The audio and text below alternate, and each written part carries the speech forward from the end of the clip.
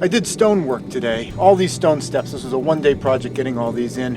If you want to see how I put them in so they last year after year, decade after decade, generation after generation, stick around.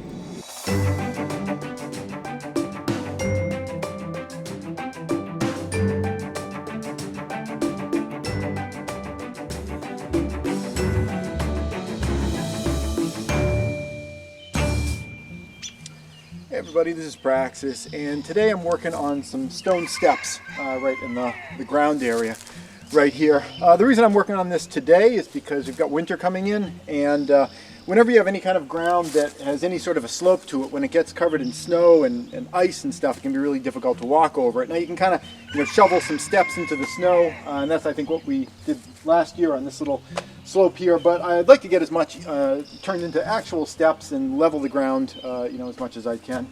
And I love doing this stuff with just dirt and rock because it has a permanence to it if you use large enough stones. And I'm going to talk a little bit about like what qualifies a large enough stone in this video and how I set them in a way so that they do tend to last for years on end without frost heaves destroying them. And the other thing that's great about it is that it's free. It just takes your time to do it, and you get some exercise while you're doing it. But I think so frequently people in our society just want to hire out a service from someone else. Like if they need some stairs, they pay someone to do it, or they buy they go to the hardware store and they get pressure treated stairs, and they'll kind of stick them into the ground with footings or whatever. And it's totally possible to do this kind of stuff just with crap you have lying around, dirt, rock, and things like that. So I've been working on this part this morning. This was the first one that I put in. This one extends down under the ground, at least as deep as it rises up over the ground. You got to think of these things kind of like icebergs, where the part that you see is just the tip, and the majority of them is underground, and that is what really allows the stones to not get destroyed every year. Like if I just took this stone, and if this stone was only that high right there, and I try to put it there, maybe I could kind of get it wedged in, and I could pack the dirt behind it so it would sort of stay together. But after a season, it would just kind of flop over, and it'd be ruined. So you really got to sink these things pretty deep into the ground. The next piece I'm going to be putting in is a stone right here, and this stone here I measured is 18 inches, and that's going to have a rise of about 8 inches, so I guess about 10 inches is going to be buried under the ground. And I've got a little hole going next to this one here, and at the moment the hole is 16 inches deep, which means I got to go down another couple inches. Before I get going with that, I want to talk a little bit about some of the tools that I use to do this kind of thing. Obviously, I'm holding it. I use a shovel for this kind of work. I don't have to explain why I'm using a shovel. I also use a straight rake. This is one of my favorite tools, using these guys because I'm not actually sure why. It's kind of like working like in a Zen garden, where you're smoothing things out. I just find it an enormous amount of satisfaction just kind of smoothing an area and take something that's like chaotic and bring smooth human order to it. I guess that you could definitely look at that in a negative context as well. It's like I want to dominate nature and just turn it into geometric planes. But I find a lot of satisfaction in it, and it's not like I'm doing the whole forest, just little pathways and things. So use that a lot. An axe. Why might I be using an axe? We're working with rock and dirt. The axe is for wood. Well, oftentimes when you get down into the ground, you'll find a root or something like that, and you definitely need an axe to chop through it. You have to understand when you do that, you're going to be getting dirt, and you're going to be wearing down your axe heads a lot, and it's just the nature of it. This axe here is made by Husky. I tend to like Husky tools. They seem like they hold up. I've used axes with wooden handles in the past, and they always snap on me.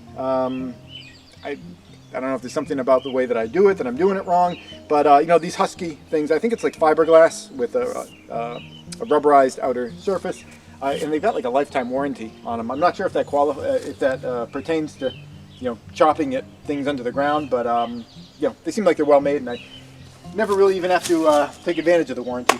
There's two more tools that I use when I'm doing this, and these are really important.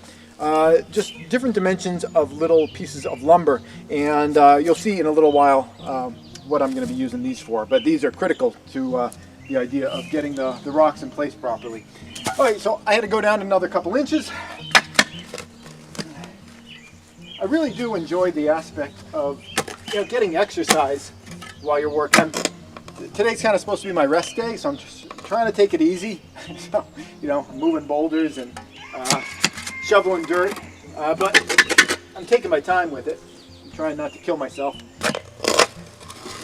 because today is supposed to be my physical recovery day. I was working out yesterday, but I don't know, I'm not good at sitting around idle. And again, that could be one of those things you could look at in a negative way, or look at it in a positive way. All right, let's see how deep we got that. Another thing that I tend to do when I'm beginning, before I start digging into the ground, is there's some grass on the surface here, and I'll pick up the grass, just a couple inches of it. Here's a good example right here, and I'll try to get these little clods, and I'm going to be replacing these on the surface, because it takes a little while for grass to grow in a surface, so there's no sense in burying them, so I always try to take advantage of them. Okay, I didn't actually go down that deep. Got to go down a little bit more. Yeah, I used to take videos like this and kind of cut them and try to make them a little bit more entertaining, but I find nobody cares about this stuff anyway, so I'm just gonna give you the full raw uncut version of this, and I don't know, I kind of prefer that anyway because it's more real. I think people on YouTube seem to just just be looking for 20-second montages of action happening. It doesn't really teach you anything. It might be relaxing to watch it or escapist to watch it, but it doesn't really teach you how much work goes into the process of doing this stuff. I actually watched a video by a YouTube creator the other day, and he used to always talk about, and now we're going to cut to our 20-second build montage, and in this video he said it was going to be 15 seconds, so I guess people's attention span is getting even shorter. Can't even do the 20 seconds. All right, let's see what we got here. So we're aiming for 18 inches, and we got 18 inches right there. All right, so this is the stone that I chose. It's got, I'm not going to hold it up like that and talk. All right. The reason I chose this one is because it's got a nice flat base right here. It's got another one here, but that's just going to get buried anyway. I just wanted this flat base, and then this top, it's kind of perpendicular. It's sort of a flat surface there, and I'm figuring I put this right in here to continue this step over.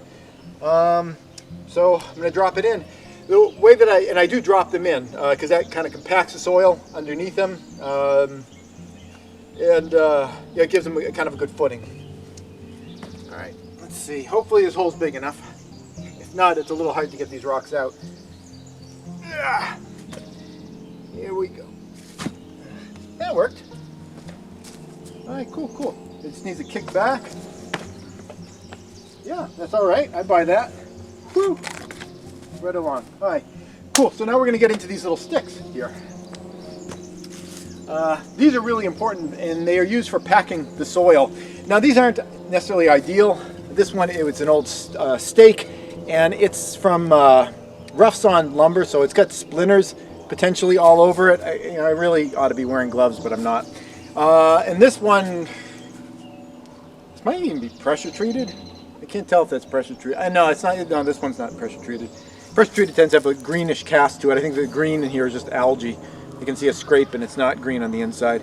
The ideal ones are if you can just get like a limb from the forest, something that's round, you can grab easy, and get a nice smooth side on it. Something about that length tends to be kind of nice because then you can get two hands on it. But these were, the reason I chose these is because they're in a pile right over here, about like 6 feet from where I'm working. So it's just me being lazy. And I'll just try not to get splinters by crossing my fingers, I guess. So what I do is I just take this and I slide it down along the edges. Let me bring you guys a little closer so you can see what I'm doing here. I just take that and I slide it down along the edges and use it to kind of pack in all the dirt And when you pack the dirt in like that, it really, it can really be quite strong. Now at the beginning, I'm just hitting in the inside edges of the hole and kind of throwing them down to the bottom, and then after that I'll start shoveling in new dirt once this gets all packed. But at the beginning, you know, there's plenty of edges that you can kind of knock in, and you got to make it wide enough for your stick to even fit down in there too. And the important areas to pack it, well, it's all important, but if you think about the force here is going to be the land trying to push down this way. It wants to rotate the rock in that direction. So if the rock wants to rotate in that direction, obviously you want to have dirt up in the front here, but you also want to have dirt way in the back, because if the rock is rotating in this direction, the bottom surface is going to want to push that way. So way back in the back there, you want to make sure you get some dirt. And that's what I'm going to do right now by grabbing some dirt. And we'll throw it in. And you don't want to do too much dirt at a time. You want to just do a little bit, and that allows you to do a good job packing it, because you can just pack it in layers. If you put in too much, you'll just pack the surface of the dirt that you threw in, and you're not going to get all the the stuff that's really deep down in there. Which, in this case, in the back especially, is really the important stuff. That's going to be the stuff that's really helping you to grab. Okay, we're going to get a little bit more dirt.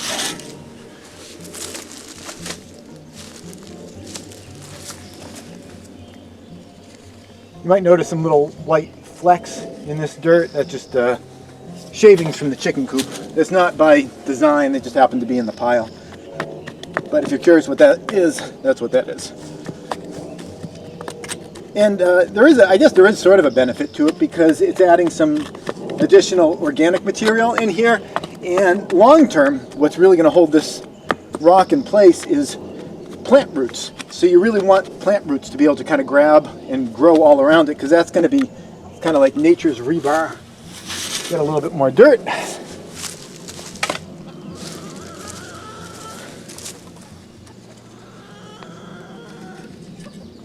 I haven't done much on that back side. I'm going to get a little more. You see, I kind of just wiggle the shovel side to side to have it pop off the edge of the shovel.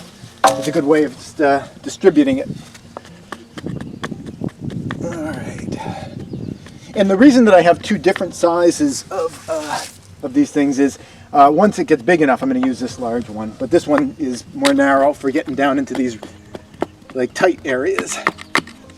But the big one is going to be able to get larger areas faster. Alright. Alright. I'll pull back a little bit.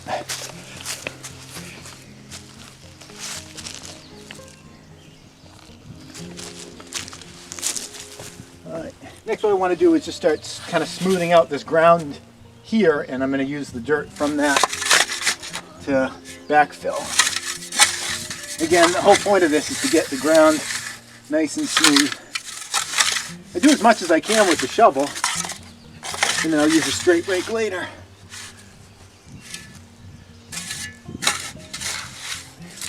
And I find this part of the process really enjoyable. Just, again, it's like that Zen garden kind of thing. This is not an ideal piece of wood for this. The edges are sharp.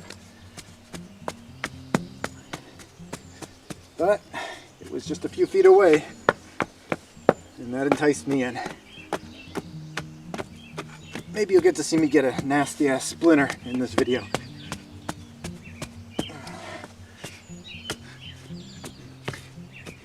I touched on this earlier. One of the things I love best about the stone steps is that they're just going to last forever. I mean, if my great grandkids still have this house, you know, they'll still be able to use these steps, because they're not going to go anywhere, and they'll just get stronger as the roots grow around them over time. All right, let's get the straight rake in here, and this really just smooths out that whole bottom area.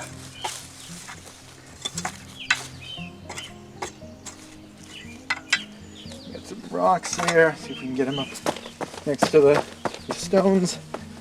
Good packing material.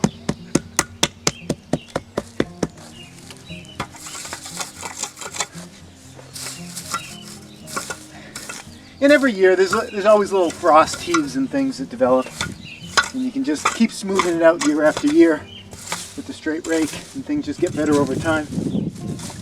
Which is the opposite of the way a lot of people tend to build, where you build it lasts a few years and then you got to hire the company again to come in and fix their crappy work, because it wasn't meant to last very long. The whole idea was to get you to keep coming back. All right, cool. We got a little bit to infill here, and this is looking like a good step situation. I'll move you guys again.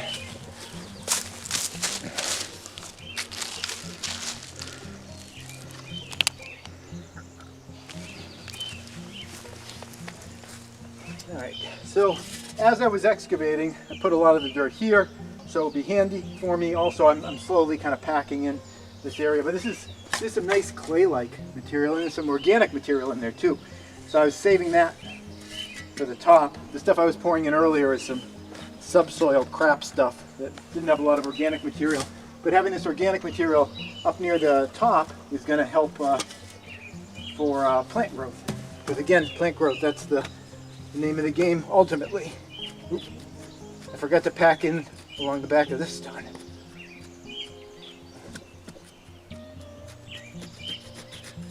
Ooh, it's a huge cavity right there.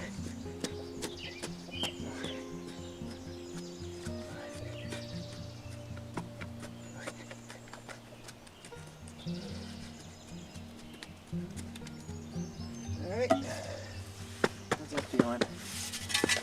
Feel good.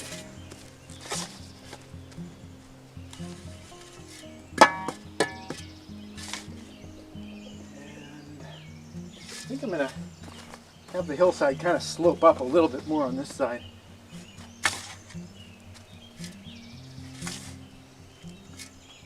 No. No, you saw how big this one was. You can see there's no way that one's just going to fall out of there.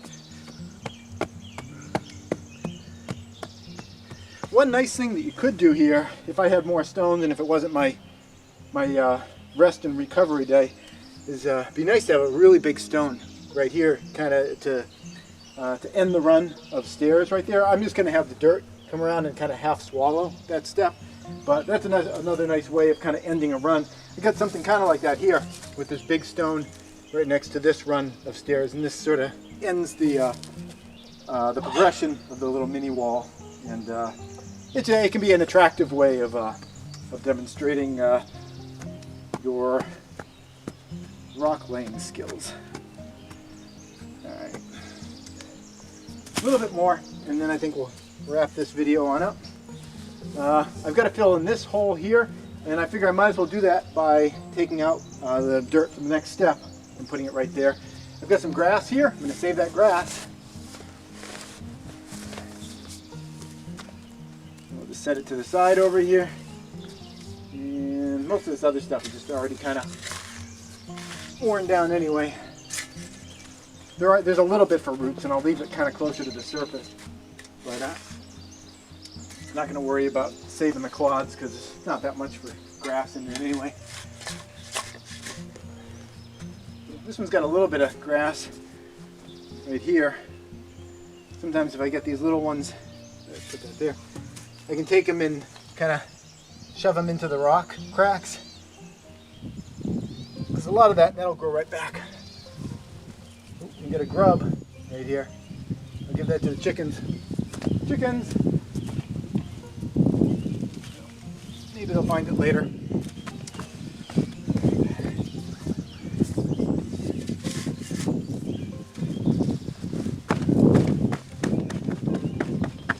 just packing it by foot is a great way to do it too.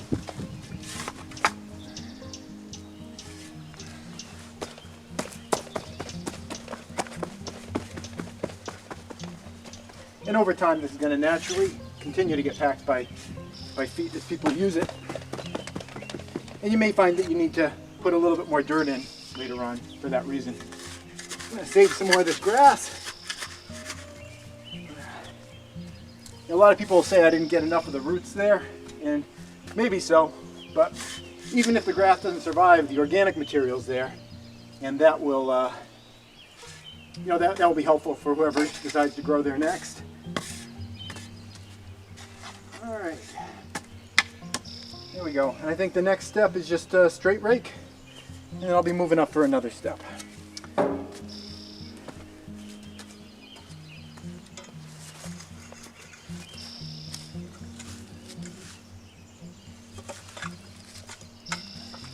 One thing that I tend to do when I put my grass down is I won't hesitate to cover it in a little layer of dirt afterwards.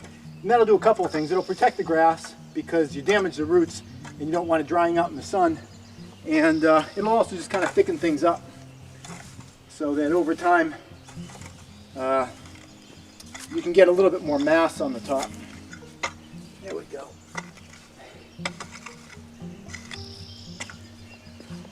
Stone there.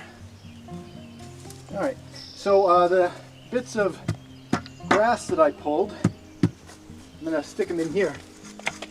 I'm going to rough that up a little more though, so the roots can get in there.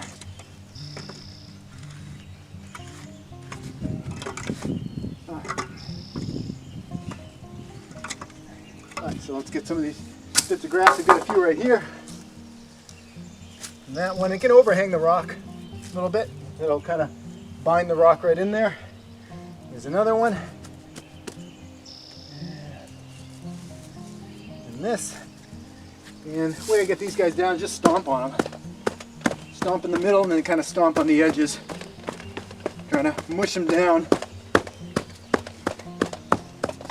And again, if I'm going to cover these guys up in dirt later, it'll fill in a lot of the cracks.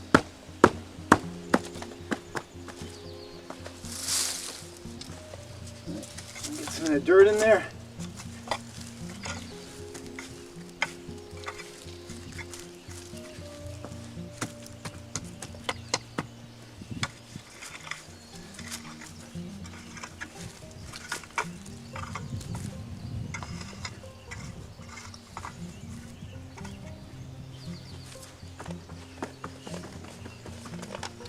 Well, that feels good. Step number one, a little lumpy on the top, but as I work on the other steps, I'm going to keep standing on this, stomping it down as I work, and then at the end I'll give it kind of a final pass. So let's take a look at what we did here. So you can see this right here was a stone we were setting in. You can see how little of it you can really see. Most of it's under the ground, providing structure. And we got one whole step across there. And the next step I'm going to be working on is one kind of up in this area. And I think that is what this rock here is going to be used for. And I chose this rock because it's got this nice straight top right there. And it's pretty thin if you look at it from the side. Still, it's pretty heavy to move here. But I think that'll work as a good step. And where we have this little groove in here, this will face towards the dirt, so the dirt will come in and fill all this, and that'll act as extra grip when the roots start getting into all these cracks right there. That's it. Hope you found this video fun, enjoyable, relaxing, informative, and time-consuming. Thanks for watching. Please subscribe for new videos all the time, and if you'd like to support this channel, you can do so either through Patreon or PayPal.